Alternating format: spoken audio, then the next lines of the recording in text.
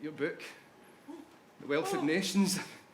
I have a copy. The first edition. We keep it here. Oh my goodness! It's a seminal Stop text. it! It's my Bible. Brian, thank you so much for joining me. You're welcome. Home. Thank How you. does it feel to be back in Dundee? It's a mixed blessing. I mean, the company are fantastic. I have to say, this company that I'm working with, the company that Andrew's put together for the show, are just incredible. I have such respect for these actors, and it just reminds me again how great the talent is in Scotland, and how we don't get our just deserts. Quite frankly, we don't get acknowledged for what we can do. You were alive, weren't you?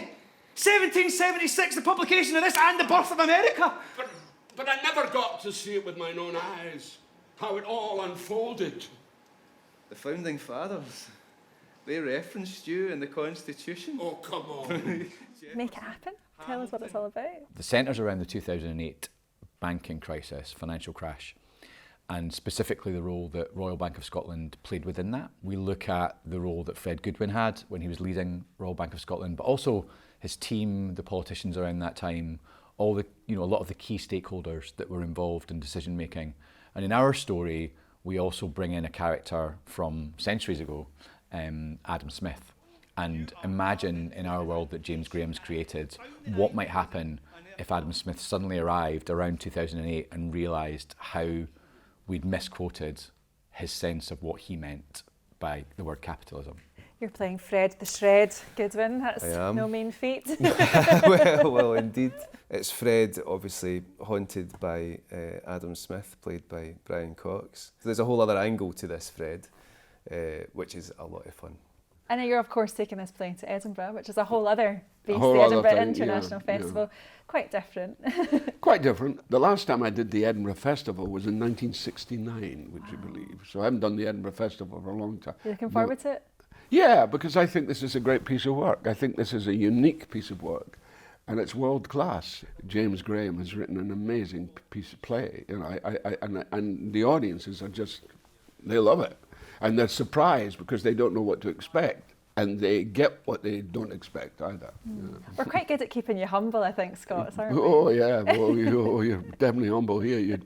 You cannot have any airs or graces; they won't let it away with. But the principles, I live by them. I've embedded them here in the Royal and here in Edinburgh. Oh, you exaggerate.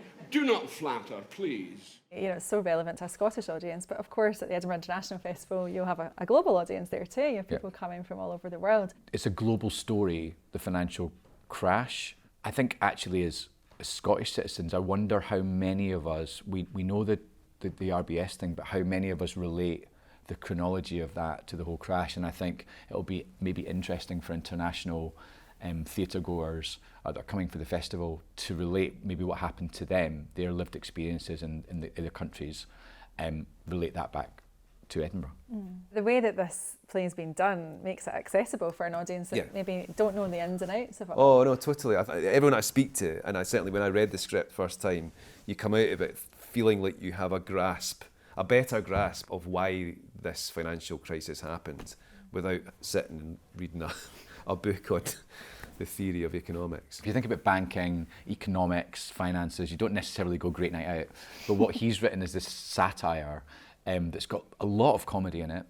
We also use a lot of music from the period, from the noughties. So there's lots of action, lots of music, along with dialogue to tell the story. So if you know loads about banking, there'll be enough in it.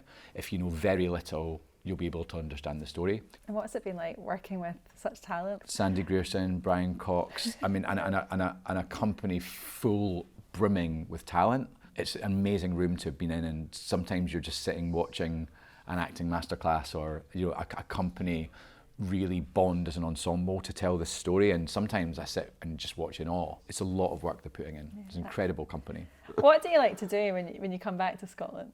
Well, I love the country. It's painful in many ways because my elder sister Betty, who passed away 2 years ago, she was the reason I came back, and I always came back for her.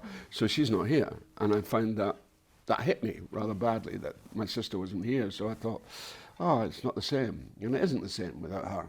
She was wonderful, my sister. She was quite a character. Did you ever expect Succession to have the success that it did? I thought Succession, when it was pitched to me way back in 2016, I think it was, or 17, I can't remember. I knew it was going to be a success.